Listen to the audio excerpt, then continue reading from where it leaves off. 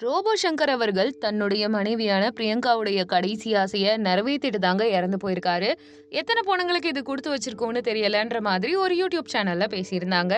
என்னன்னு தெரிஞ்சுக்கலாம். வீடியோவை ஃபுல்லா பாருங்க.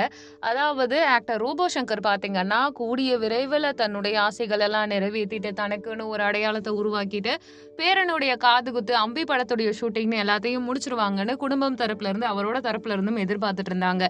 பட் என்ன பண்றதுன்னு தெரியலங்க. உடல்நல குறைவு காரணமா இறந்து போயிட்டாரு. அவர் இறந்து போயிட்டு பாத்தீங்கன்னா, ஒரு 2, 3 நாட்கள் கடந்திருக்கும். சொல்லப்போனா அவங்க குடும்ப உறுப்பினர்கள் மீளா துயரத்துல இருந்துட்டு தான் இருக்காங்க.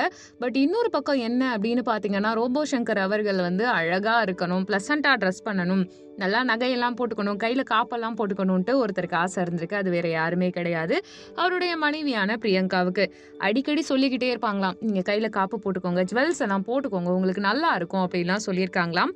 பட் இவரோட தரப்புல இருந்து ஒண்ணுமே இல்லாம கஞ்சிக்கே இல்லாம நம்ம வந்திருந்தோம், பழச மறக்க வேணாம், எனக்கு இஷ்டம் இல்லைன்னு சொல்லிக்கிட்டே இருந்தாராம்.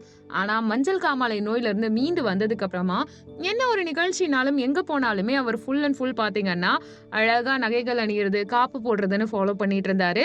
தன்னோட வைஃப் கேட்டு அவங்களுடைய ஆசையை நிறைவேற்றிருக்காரு. அது மட்டும் இல்லாம தன்னுடைய குடும்ப உறுப்பினர்கள் எல்லாருமே அவரை பார்த்து அட்மையர் பண்ணணும், நல்ல விஷயத்த கொண்டு போலாம், இவ்வளவு நாள் கெட்ட பழக்கம் இருந்துச்சு, குடிச்சிட்டு இருந்தோம், என்னென்னமோ இருந்துச்சு, அதெல்லாம் வந்து நம்ம ஃபாலோ பண்ண வேணாம், இந்த மாதிரியான விஷயத்த ஃபாலோ பண்ணிட்டு போட்டுமே அப்படின்ற மாதிரி யோசிச்சாரோ என்னவோ.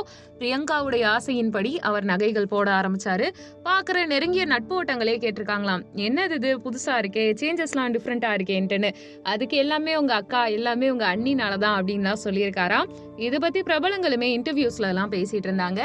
சோ ரோபோ சங்கர் அவர்களுடைய வாழ்க்கையில ஒரு குடும்ப உறுப்பினரா, ஒரு கணவனா, ஒரு குடிமகனா, ஒரு அப்பாவா அவருடைய கடமைகள் எல்லாத்தையுமே ஆசை தீர செஞ்சு முடிச்சிட்டாரு.